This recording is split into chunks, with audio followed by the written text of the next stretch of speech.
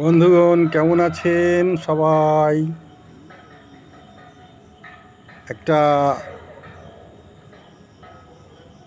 কথা মনে পড়ে গেল, সেই কথাগুলো আজকে বলতে চাইছি। যে গল্প কাহিনী আমরা ছোটবেলা থেকে দেখে আসছি, নকশিকাঁথার মাঠ।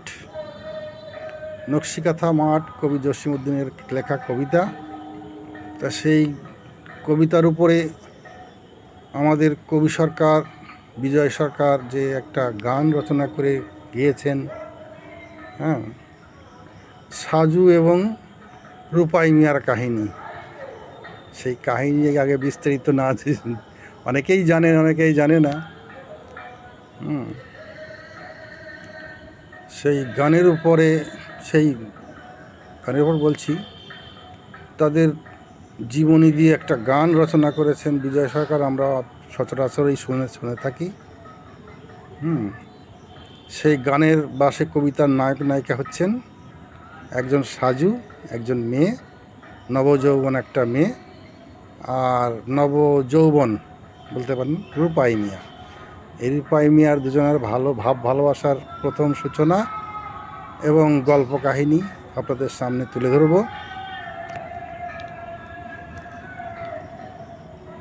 আগেকার দিনে যখন বৃষ্টি হতো না, তখন পাড়ার ছেলেমেয়েরা চৈত্র মাসে দল বেঁধে জল কিলি করত, বাড়ি বাড়ি গিয়ে জল ঢালতো আর গান করত। একজন কুলো মাথায় বা ধামা মাথায় করে বাড়ি বাড়ি যেত, ওই ঘুরে ঘুরে গান করত।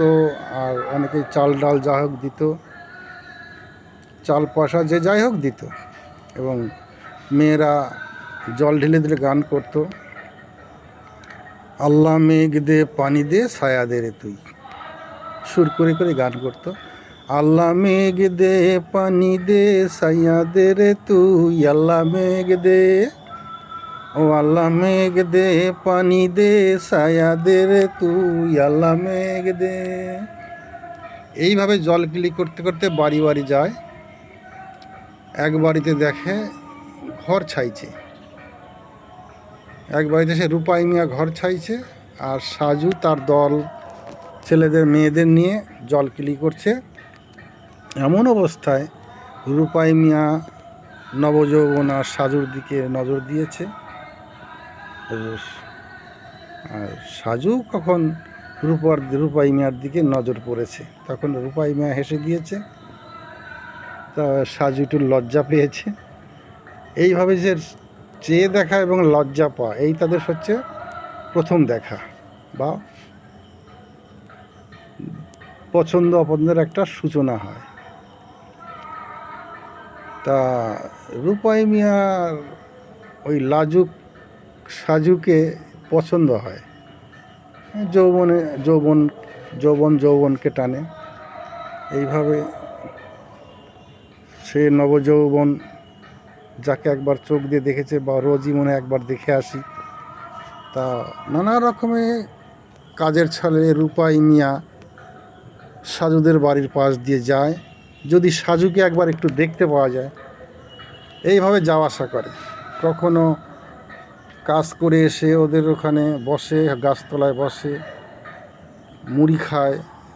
যখন কাজে যায় তখন গামছায় করে একটা মুড়ি নিয়ে যায়। এবার জল খাওয়ার ছুতো করে ওদের বাড়িতে যায়, জল বা পানি খাবো বলে যায়। সাজুর মা সেটা ফলো করে, সাজুকে বলে একটু পানি দে, পানি দেয়। এই যে তাদের দেখা দেখি, চাওয়াচাওয়ি, যাকে একবার মনে লেগেছে যেন রোজই যেন একবার না হয় দেখতেই, না দেখলে তার মন ঘরে বসে না। সাজু চেয়ে থাকে রূপাই মিয়া কখন আসে, রূপাই মিয়াও যায় যদি একটু সাজুকে দেখা যায়। এইভাবে যে যাওয়া আসা করতে করতে মানুষের মনে একটা সন্দেহ জাগে এবং সত্যি বুঝতে পারে। রূপাই মিয়া মাঝে মধ্যেই বাঁশ কাটতে যায়, মাঠে কাজ করতে যায়, ওই ওদের বাড়ির পাশ দিয়ে ঘুরপাক হলে ওদের বাড়ির পাশ দিয়েই যায় যদি একটু সাজুকে দেখা যায়। এইভাবে যেতে যেতে ভালোবাসার পরিণতি হয়। তখন গ্রামের লোকেও বাবা মাকে বলে এই ঘটনা, তোমার মেয়ে আরও একটু চোখে চোখে চোখ পড়ে এবং কেমন যেন ইশারা কিছু বলে বা করে। তা সাজুর মা বাবা সেটাকে ফলো করে এবং তাদের রূপাই মিয়ার বাবার মায়ের কাছে বলে এবং রূপাই মিয়ার বাবা মাও ওদের বাড়িতে আসে। এইভাবে ওদের ছেলে মেয়ের একটা বিয়ে দেওয়ার প্রস্তাব হয়। তখন রূপাই মিয়ার সাথে সাজুর মিয়ার বিয়ে হয়। রূপাই মিয়া কিন্তু অনেক কাজে কর্মে দক্ষতা ছিল। রূপাই মিয়া বাঁশি বাজাতে পারত, রূপাই মিয়া ভালো ঘর ছাইতে পারত, আবার এই যে মহরমের লাঠি খেলা খেলতো। এই লাঠি খেলা খেলতে খেলতে ভালো লাঠিয়া লোক হয়ে গিয়েছিল। যৌবনের দক্ষতা, মানে যৌবনে তুমি যা শিখবে সেটাই তোমার শেখা হবে, আগ্রহ থাকবে। তো ওর সব কিছুই দক্ষতা ছিল, ভালো বাঁশি বাজাতে পারে। এইভাবে তাদের কিছুদিন চলতে চলতে জমিদারের জমি দখল বা ধান কাটা নিয়ে একটা বিবাদ হয়। তখন লিটল সর্দার খুঁজতে থাকে জমিদার। রূপাই মিয়ার কাছে প্রস্তাব আসে, যদি তুমি আমার এই জমি দখল করে দিতে পারো বা ধান কেটে এনে দিতে পারো, তোমাকে 1000 টাকা দেব এবং তুমি এখন 500 টাকা রাখো, পরে আবার 500 টাকা দেবো। তো রূপাই মিয়া দলবল নিয়ে চলে যায় জমি দখল করতে এবং ধান কাটতে। এইভাবে লাঠি চালাতে চালাতে দুজনকে মাথায় আঘাত করে এবং তারা মারা যায়। তখন আইন কানুন খুব কড়াকড়ি ছিল।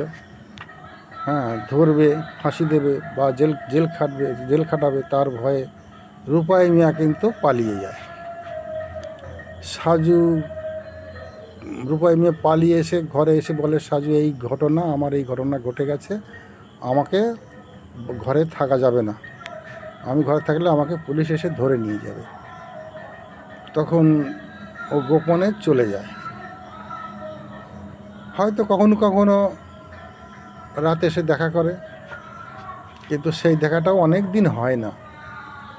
হতে হতে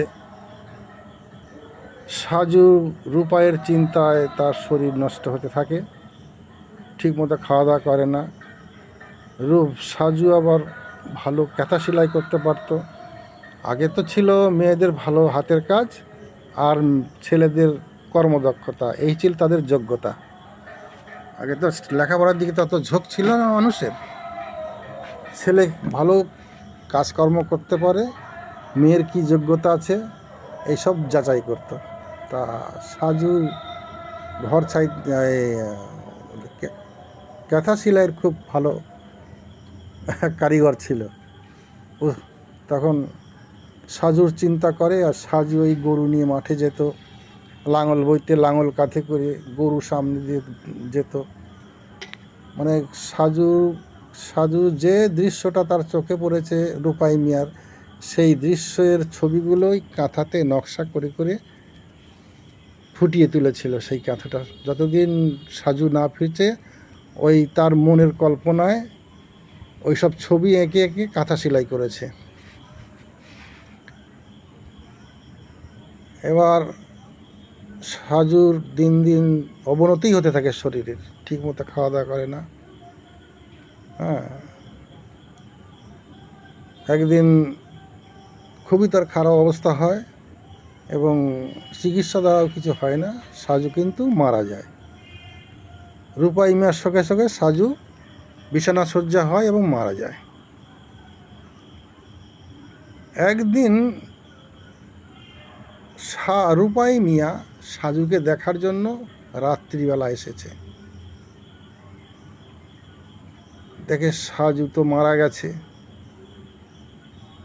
সাজু মারা গেছে, তার জমির একটা ধারে, মাঠের মধ্যে জমির একটা ধারে তাকে সমাধি করেছে, কবর দিয়েছে।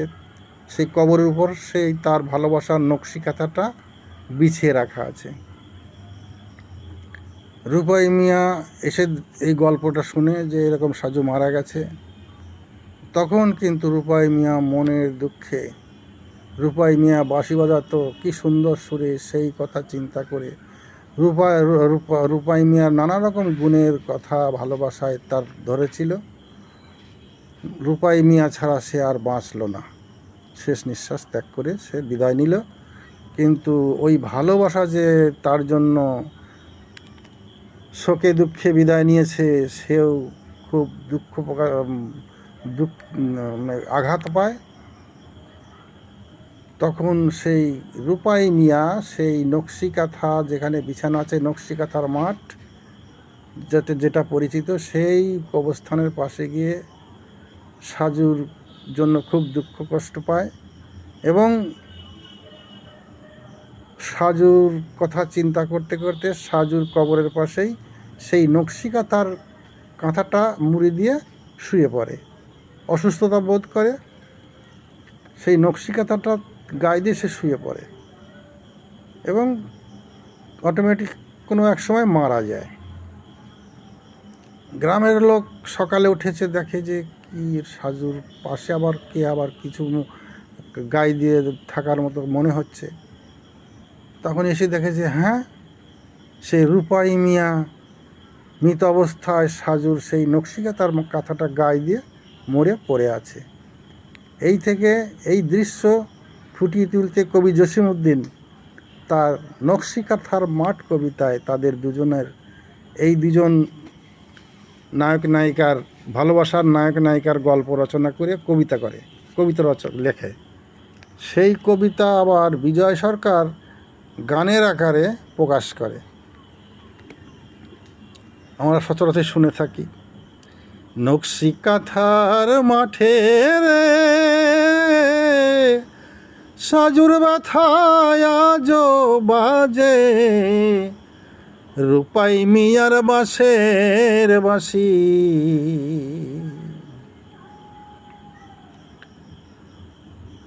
নকশিকাঁথার মাঠে রে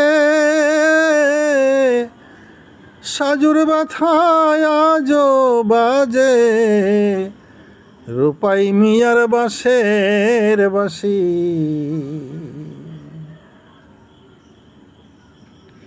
ওই আসিয়া কাল বৈশাখীর ঝড়,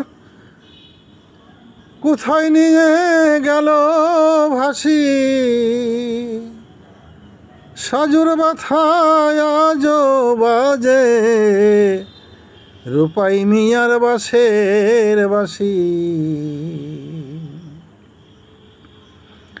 কত আশা বুকে নিয়ে বেঁধেছিল ঘর, কত সুখে মিশেছিল তারা ওই মিলন মঞ্চের পর। আসিয়া কাল বৈশাখীর ঝড়, সে ঘর কোথায় নিল ভাসি, সাজুর ব্যথায় আজো বাজে, রূপাই মিয়ার বাঁশের বাঁশি। অকরুণ দারুণ বিধি বিচার তোর কেমন, তোর কি রে ভালোবাসার কেউ নাই রে এমন। ও তুই বুঝিস না ওই ও তুই বুঝিস না কি ভালোবাসার মন, তাদের করিস অর্থ হাসি, সাজুর ব্যথায় আজো বাজে, রূপাই মিয়ার বাঁশের বাঁশি। ও তুই বুঝিস না ভালোবাসার মন, করিস তাদের অট্ট হাসি, সাজুর ব্যথায় আজো বাজে, রূপাই মিয়ার বাঁশের বাঁশি। নকশিকাঁথার মাঠে লোকে আজও শুনতে পায়, সাজুর ব্যথায় রূপাই মিয়া বাঁশরি বাজায়। ও পাগল বিজয় বলে মন চায় রে, গিয়ে একবার শুনে আসি, সাজুর ব্যথায় আজও বাজে রূপাই মিয়ার বাঁশের বাঁশি। এ হচ্ছে তাদের হিস্ট্রি।